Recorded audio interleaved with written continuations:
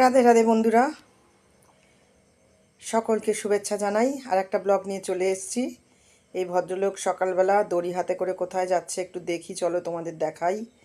সকালবেলা উঠেই অনেকগুলো পুরনো দড়ি জোগাড় করেছে, আমি দেখলাম।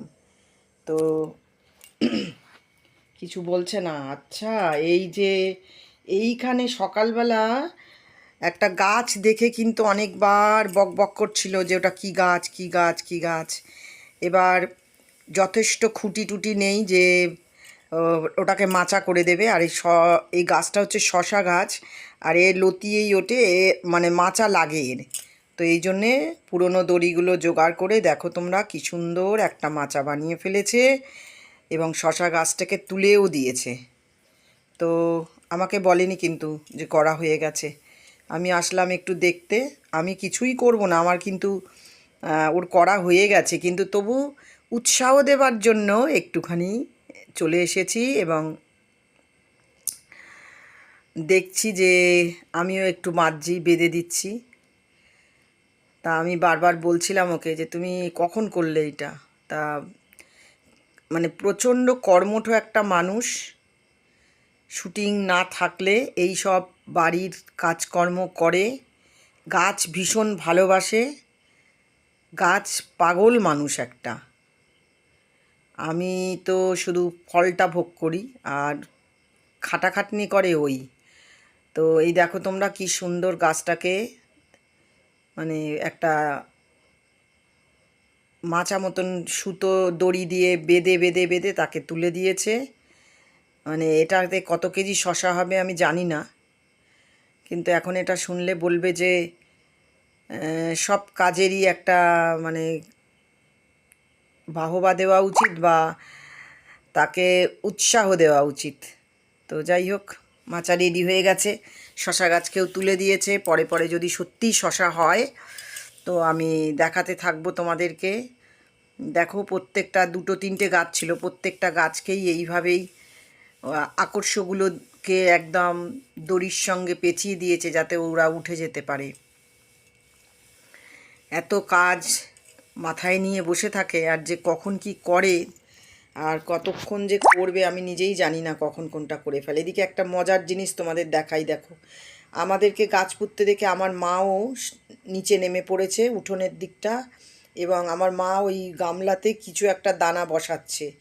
আমার মা, আমি বললাম তুমি কি করছো, শরীর ভালো না? আমার মাও হেসে দিয়েছে, মা বলছে আমিও একটা গাছ বসালাম। তো যাই হোক, এবার চলে যাব রান্নাঘরে। চলে এসেছি, লাউটা বানিয়ে নিচ্ছি। আমি ছুরি দিয়ে, অনেকেই কাটে কি সুন্দর, কিন্তু আমি পারি না। আমি বারবার বলি আমি বটিতেই সাবলীল। তো যাই হোক, আর লাউটাকে একটু বড় বড় ডুমো ডুমো করে বানিয়ে নিচ্ছি। আজকে তৈরি হবে লাউয়ের হচ্ছে গরমকালে অত্যন্ত উপকারী এবং গরমের মধ্যে একটা অত্যন্ত ভালো একটা রেসিপি, লাউ আলুর রসা। লাউগুলো একটু বড় বড় করে কাটলাম, আর আলুগুলোকেও বড় বড় করে বানিয়ে নিলাম। তো যাই হোক, এবারে তোমাদেরকে বাকিটা দেখাবো, তোমরা দেখতে থাকো এবং আশা করি তোমাদের ভালো লাগবে। ভিডিওটা স্কিপ করো না, পুরোটা দেখো তোমরা। আমার মনে হয় এরকম রান্না তোমরা এর আগে কেউ করোনি, আমি ফার্স্ট তোমাদেরকে দেখাচ্ছি। তো খুব ভালো লাগবে তোমাদের। তো লাউগুলো সব বানিয়ে নিয়ে আমি এবার উঠে পড়বো। কড়া বসিয়ে দিয়েছি এবং কড়ার মধ্যে দিয়ে দিলাম জল, এবং যে লাউগুলো আমি ডুমো করে কেটে রেখেছিলাম সেই লাউগুলোও দিয়ে দিলাম। এটা আমি এবারে সেদ্ধ করে নেব। তোমরা বন্ধুরা এই পর্যায়ে যদি তোমরা মনে করো যে প্রেশার কুকারে সেদ্ধ করবে, করতে পারো। আর আমি এই লাউয়ের মধ্যে একটু নুন দিয়ে দিলাম, নুনটা লাউয়ের মধ্যে ঢুকে যাবে। এবার যেটা করলাম সেটা খুব ইন্টারেস্টিং, খুব মজার। আমি বড় বড় বড়ি নিয়েছি অনেকগুলো, আর সেই বড়িগুলোকে, এই লাউটা সেদ্ধ হয়ে গেছে, এর মধ্যে এবারে দিয়ে দিচ্ছি। এই বড়িগুলো কিন্তু বিশ্বাস করো অসাধারণ হয়, আর ভাজতে তেলও লাগলো না, কম তেলে রান্নাটা হয়ে যাবে। আর হচ্ছে এই বড়িগুলো যখন জলে সেদ্ধ হয়ে যাবে না, পুরো বড়ার মতন হবে, একদম নরম তুলতুলে। তো যাই হোক, এবারে আমি এটাকে ফুটে গেছে, এবারে আমি অন্য পাত্রে ওটাকে ঢেলে কড়াটা বসিয়ে দিলাম। কড়ার মধ্যে দিয়ে দিলাম আমি সর্ষের তেল, রান্নাটা সর্ষের তেলেই হবে। তো এবারে ওর মধ্যে দিয়ে দিলাম হিং আর দিয়ে দেবো গোটা জিরে এবং দিয়ে দেবো 2-3টে তেজপাতা। এবং মশলাটা যখন একটু ভাজা ভাজা হয়ে যাবে তখন আমি তার মধ্যে দিয়ে দেব লাউয়ের যেভাবে কেটেছিলাম বড় বড় টুকরো করে, ঠিক সেইভাবে বড় বড় করে টুকরো করা আলুগুলো দিয়ে দেব। এক্ষেত্রে মাথায় রাখতে হবে বন্ধুরা, আমাদের আলুটা কিন্তু ভাজতে হবে, ওইটুকু তেলেই কিন্তু আমি রান্না করব, একদম অল্প তেল দিয়েছিলাম, তোমরা দেখেছো। আলুগুলো একটু ভাজা ভাজা হয়ে গেছে, দিয়ে দিলাম 3-4টে কাঁচা লঙ্কা। তোমরা তোমাদের পছন্দ অনুযায়ী ঝাল দেবে, ঝালটা যার যার পছন্দের।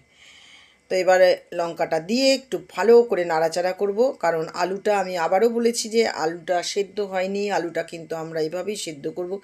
লাউটা যেহেতু আমার সেদ্ধ হয়ে গেছে, তাহলে আলুটাকেও করে নিতে হবে। তোমরা দেখতে থাকো, এত সুন্দর রান্না, তোমাদের আশা করি পছন্দ হবে। এদিকে একটা বাটি নিয়ে নিয়েছি, ওর মধ্যে দিয়ে দিলাম হলুদ গুঁড়ো আর দিয়ে দেব কিছুটা পরিমাণ মতন জিরে গুঁড়ো।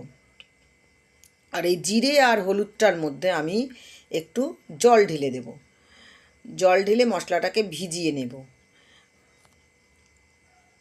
তাতে মশলাটা ভিজে যাবে। কারণ আমি গুঁড়ো মশলা ব্যবহার করছি, সেহেতু একটু জল দিয়ে দেবো। আর এদিকে ওর মধ্যে একটু কাশ্মীরি মির্চও দিয়ে দিচ্ছি রঙের জন্য, তোমরা স্কিপ করতে পারো। এবার দিয়ে দিলাম আদা বাটা। তো আদা দিয়ে ভালো করে ওটা নাড়াচাড়া করে নিলাম। এবারে আমি ওই যে মশলাটা জল দিয়ে ভিজিয়ে রেখেছিলাম সেটা দিয়ে দিলাম। এখন দেখো অনেকটা জল হয়ে গেছে, কিন্তু এই জলটাকে আমি এখন পুরো নাড়াচাড়া করে করে একদম শুকিয়ে ফেলবো একেবারে, যাতে আমার আলুটাও কিন্তু একেবারে ওই নাড়াচাড়া করতে করতে চাপা দিতে দিতে আলুটা সেদ্ধ হয়ে যায়। কারণ লাউটা আমার সেদ্ধ করা আছে, একদম দেখো ড্রাই হয়ে গেছে। এবং আলুটাও তোমাদেরকে দেখাচ্ছি, আলুটাও কিন্তু সেদ্ধ হয়ে গেছে। তো এই পর্যায়ে নুন তো দেওয়াই ছিল। তো এবার ওই যে লাউটাকে আমি সেদ্ধ করে নিয়েছিলাম, ওর মধ্যে থেকে বড়িগুলোকে আমি একটা পাত্রে আস্তে করে হাতা দিয়ে দিয়ে তুলে নিয়েছি, যাতে ঘেটে না যায়। এবার লাউটাকে দিয়ে দিলাম।